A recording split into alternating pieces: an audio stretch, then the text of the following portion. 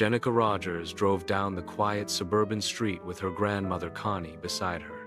Although she claimed the drive was just for breakfast, Jenica's heart raced with anticipation. Today, she would return Connie to a place she hadn't been in decades and, secretly, reclaim the home she had grown up in. From infancy, Jenica had lived in the house Pat and Jerry Rogers, her god-grandparents, built in the 1970s.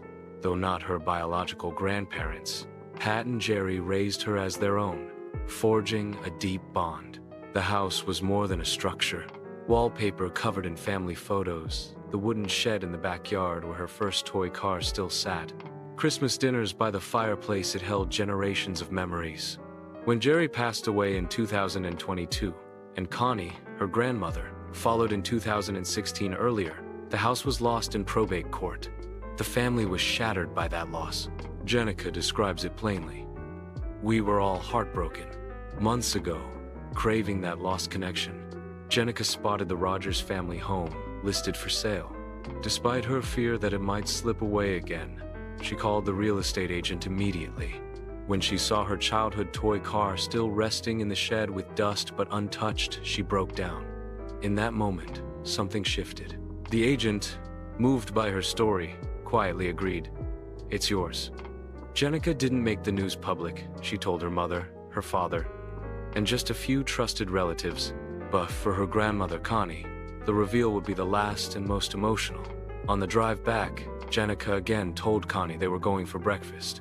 As they pulled up, she asked Connie to close her eyes and step out. When Connie opened them, she saw the familiar porch and boarded-up windows of a house she never expected to visit again. Tears began to flow.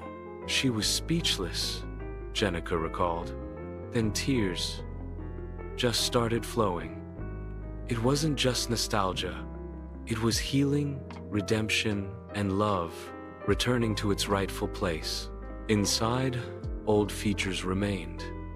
The fireplace, shelving filled with family photos, a faint trace of wallpaper pulled from behind cabinets.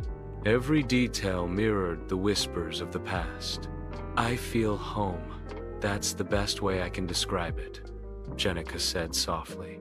They found Connie's old chair in the living room, and near the backyard shed lay the original toy car, a symbol of childhood innocence frozen in time. As they dusted off surfaces and unpacked boxes, the house seemed to awaken, responding to their care with memory and comfort. Jenica plans to move in later this summer, filling the house not only with life but with familiar traditions. She spoke of rebuilding a shelter house in the backyard, restoring holiday routines at the fireplace, and reliving family rituals. For Connie, simply being in the rooms once filled with laughter and story was enough to evoke peace.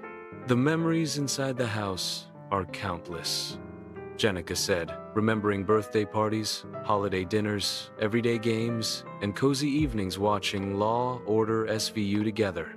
This story is not only about restoring a property, it's about recovering identity, continuity, and intergenerational love.